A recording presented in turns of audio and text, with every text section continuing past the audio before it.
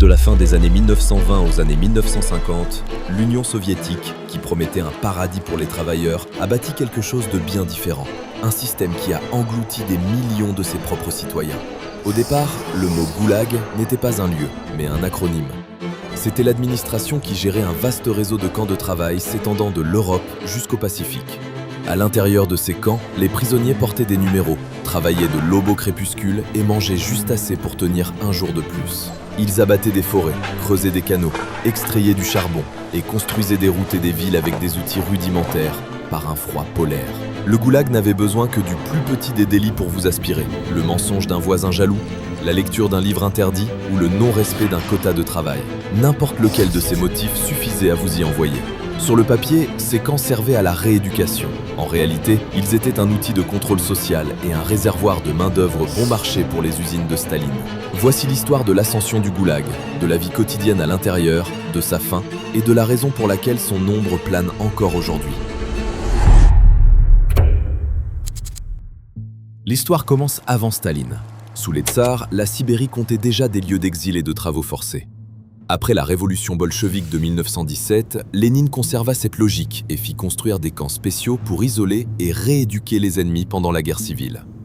Le but n'était pas seulement de punir, mais d'écarter des individus de la société tout en rendant leur travail utile. Sous Staline, l'échelle devint démesurée. Au début des années 1930, l'État poussa l'industrialisation et la collectivisation à l'extrême. Nouvelles usines, chemins de fer, villes et canaux nécessitaient une main-d'œuvre massive, mobile et peu coûteuse. Le goulag devint un rouage de l'économie. La plupart des travaux de terrassement se faisaient à la main.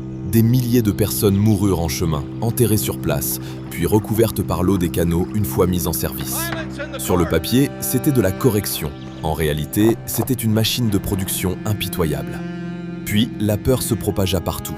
L'article 58, la loi utilisée pour écraser la contre-révolution, entra en vigueur avec le Code pénal de 1926. Il visait à défendre l'État socialiste contre les ennemis, réels ou imaginaires. En pratique, il offrait à la police un filet si large qu'elle pouvait arrêter qui elle voulait. Comme le texte était vague, presque tout pouvait être détourné pour y correspondre. Personne n'était à l'abri. Aller trop souvent à l'église ou casser une machine pendant son service étaient des raisons valables pour être envoyé au camp. Pendant la Grande Terreur, 1937-1938, la machine s'emballa. Les interrogatoires visaient à obtenir des aveux, souvent par la violence. Les troïkas, des tribunaux composés de 3 personnes, tamponnaient les sentences en quelques minutes.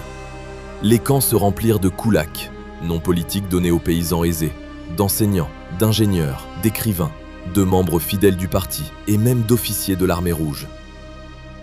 Les femmes et les enfants étaient aussi punis. Les épouses étaient déportées en tant que membres de la famille d'un traître à la patrie et les enfants envoyés en orphelinat. L'un des plus grands camps de femmes était l'Algir au Kazakhstan. La plupart de ces femmes n'avaient rien fait d'autre que d'être liées à un traître potentiel. Au début des années 1950, la population du goulag atteignit son pic avec 2,8 millions de personnes, et des millions d'autres y étaient déjà passés. Certains furent achevés par le travail dans les forêts et les mines. D'autres moururent de froid et de maladie dans des wagons à bestiaux avant même d'avoir vu un camp. L'État ne cessait de répéter qu'il bâtissait un avenir meilleur, mais la vérité, c'est que cet avenir a été construit sur des vies humaines. Dans les années 1940, au fond de la Sibérie, la journée d'un prisonnier commençait dans le noir. La plupart avaient déjà survécu au premier calvaire, l'arrestation nocturne, les interrogatoires brutaux et le voyage vers l'Est dans des wagons à bestiaux surpeuplés. Janvier 1949, avant l'aube, Alexandre Solzhenitsyn est assis sur une couchette en bois dans une caserne sibérienne. À la porte du camp, il a perdu son nom pour un numéro, une veste fine et une place dans une pièce bondée.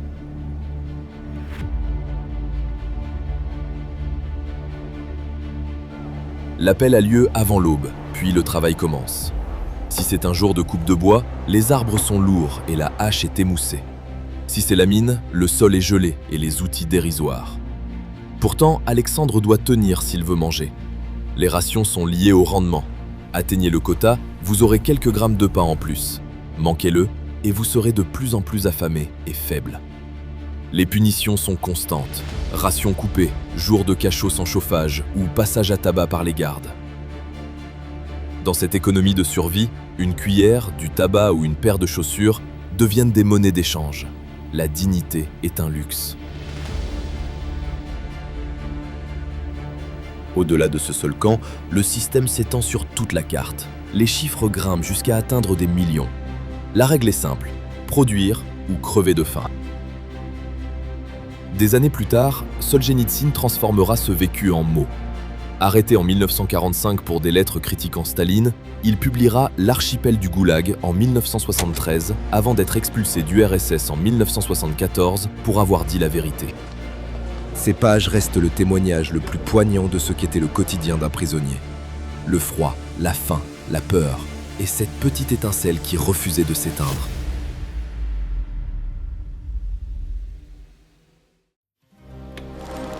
Après mars 1953 et la mort de Staline, le système commença à se relâcher. Des rumeurs circulèrent et certains camps virent apparaître une résistance ouverte, comme à Kenbir. L'État écrasa les rébellions mais promulgua une première grande amnistie. Ce ne fut pas la libération espérée par tous. Les prisonniers politiques restèrent pour la plupart enfermés. Mais des centaines de milliers de prisonniers de droit commun furent relâchés. Cependant, cela ne suffit pas. Cet été-là, des grèves massives éclatèrent, notamment à Norilsk et Vorkuta. Les prisonniers réclamaient des rations équitables et la révision de leurs dossiers. Bien que réprimés, ces mouvements brisèrent le sort de l'obéissance absolue. Dans un camp du Grand Nord, les prisonniers ont organisé une grève massive de mai à août 1953, réclamant des rations équitables, la fin des passages à tabac et la révision de leurs dossiers. La nouvelle de Norilsk s'est propagée au loin et, peu après, Vorkuta s'est soulevé en juillet 1953. Des milliers de personnes ont refusé de travailler. À Moscou, les dirigeants débattaient désormais de ce qu'il fallait faire de l'héritage de Staline. En février 1956, lors du 20e congrès du parti, Nikita Khrouchtchev prononça son rapport secret, dénonçant les crimes de Staline. Ce fut le début de la déstalinisation. En 1957, les libérations s'accélérèrent. L'État réalisa aussi que le goulag était une aberration économique. Maintenir des gens en vie dans l'Arctique coûtait plus cher que ce qu'ils produisaient. Le travail forcé semblait efficace sur le papier, mais en réalité, il siphonnait le budget et empoisonnait la main-d'œuvre dont le pays avait cruellement besoin. En janvier 1960, l'administration du goulag fut officiellement dissoute. Les noms changèrent pour devenir des colonies de travail, mais les clôtures, les miradors et les quotas restèrent sensiblement les mêmes. Le bilan exact ne sera jamais connu, mais l'échelle est claire. Des millions de personnes arrêtées, affamées ou fusillées.